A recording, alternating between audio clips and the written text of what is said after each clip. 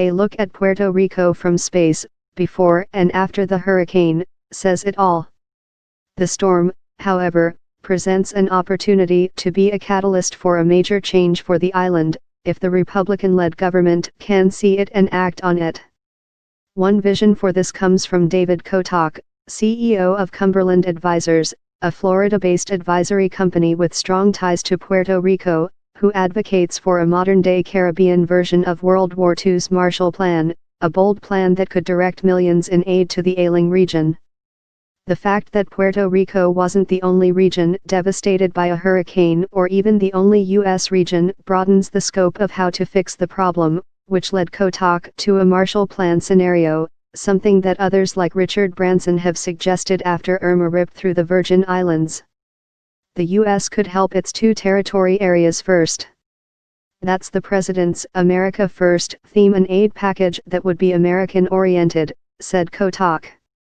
And a supplemental one to lessen the geopolitical risk to the U.S. by being a supportive neighbor to island nations in the Caribbean. The program would be collaborative with other sovereign nations like France and the Netherlands, but it would rely on support and money from Congress and the president. But assuming that for a second they all are on board with the plan, it could be a positive thing for Puerto Rico, its creditors on Wall Street, and the country writ large, and could even restore some goodwill toward the U.S. internationally. The contrast with Houston and Florida is striking, due to the reserves those regions have that Puerto Rico does not. If Houston and Florida need to access the financial markets, they can borrow. Puerto Rico, however, cannot, which is why PTEPA is bankrupt and has spent a good deal of time in court. Those that had claims and those who were in debt were in a fight when the pot was small, but liability was large, said Kotok. During this fight, no shoring up of the ancient power grid was possible, and after the hurricane, the money is even less there with more to fix. This makes federal help almost a necessity. The hurricane is bad for bondholders, as it is for almost everyone. Money now that would have previously paid obligations must go to making the island habitable. An aid package to Puerto Rico would not pay Puerto Rican bondholders, but it would be advantageous to those holding the island's debt, who could shore up Wall Street support for some sort of a plan like Kotok's.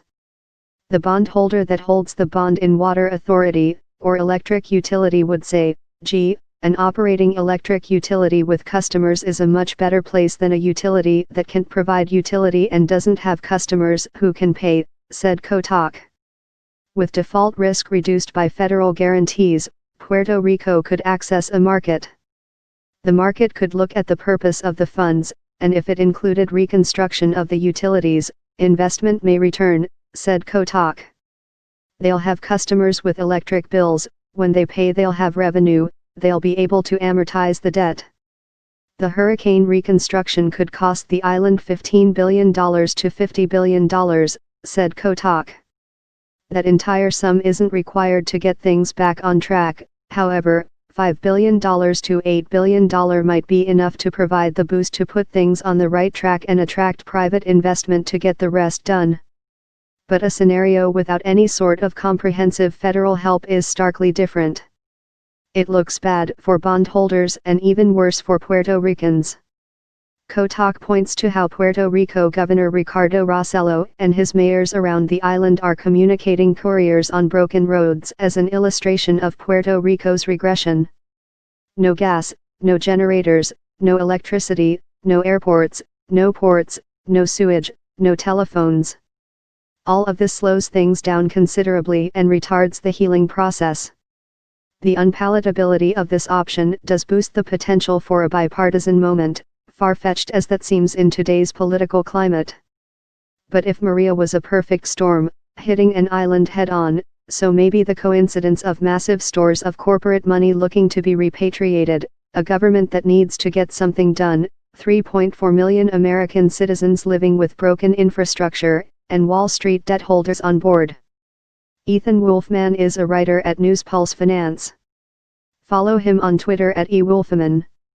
Confidential tip line, Eamon at How Belgium deals with credit without companies like Equifax. Big Bitcoin-friendly companies like Microsoft and Expedia hedge their bet. This website lets you sue Equifax for free without a lawyer with a few clicks. There's a line in the new Equifax fine print that's raising eyebrows. The real reason Mexico will never pay for the Trump's wall, it be treason. How Waffle House's hurricane response team prepares for disaster. Trump weighs slashing one of the most popular tax deductions. A robot lawyer can fight your parking tickets and much more. Consumer Watchdog is making it easier for consumers to sue banks. How ringless spam voicemails became a partisan issue.